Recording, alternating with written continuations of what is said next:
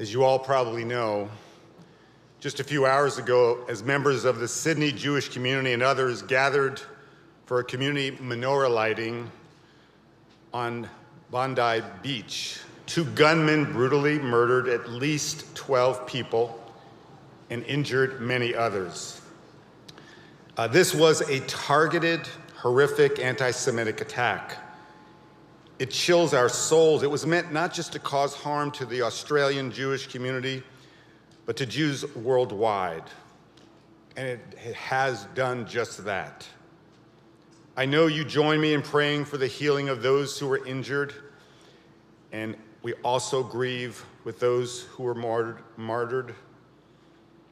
At this moment, many of us are probably thinking of the countless public ceremonies, the candle lightings that we are a part of. Some of us lead them, and many of us were planning to go, not just tonight when we light Hanukkah here, but when we return home, many of us were planning to be in those public ceremonies. And we are thinking very intensely about how to keep our community safe and secure. At the same time, we're asking questions about how do we live openly and proudly and safely as Jews.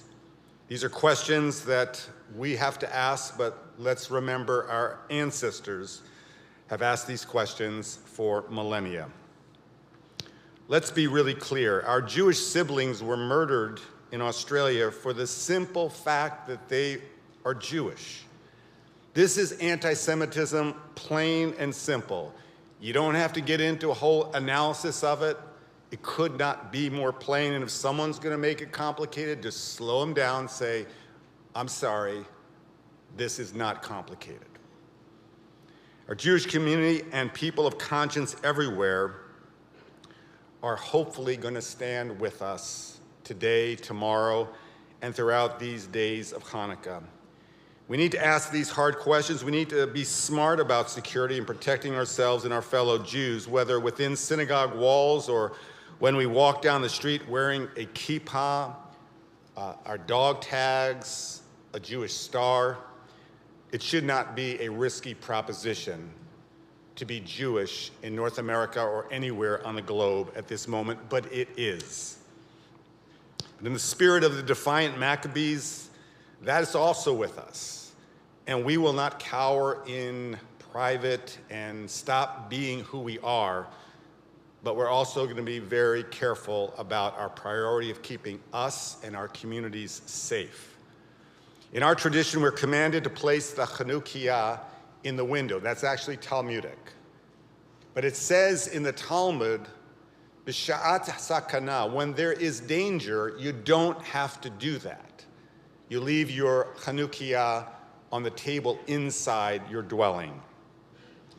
Well, we are living in a time of danger, so we have to be careful about where we place that menorah, where we place ourselves. For too many of us, it's just too dangerous. It's hard not to think of Billings, Montana. You know the story, 1993. Schnitzer family, kids were home. Someone threw a brick through their front window, had a menorah there, and it not just awakened the Billings community, but it awakened them to stand together in a way that has inspired so many of our allies and interfaith partners to stand with not just the Schnitzer family in 1993, but to stand with us today in 2025. We have to think about how it is that we will kindle light in such a time of darkness. But we will, because that's who we are. That's what we do. It is a dark time, and in dark times you kindle light, not just the actual physical light, but the light of hope, the light of conviction, the light of freedom, and the light of Jewish pride. We will kindle all those lights.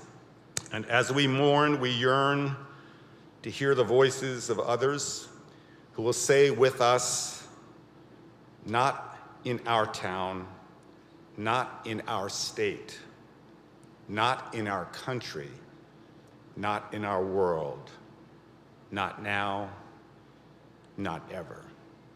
May the memories of those murdered be for a blessing, and may their loved ones find comfort among the mourners of Zion and Jerusalem.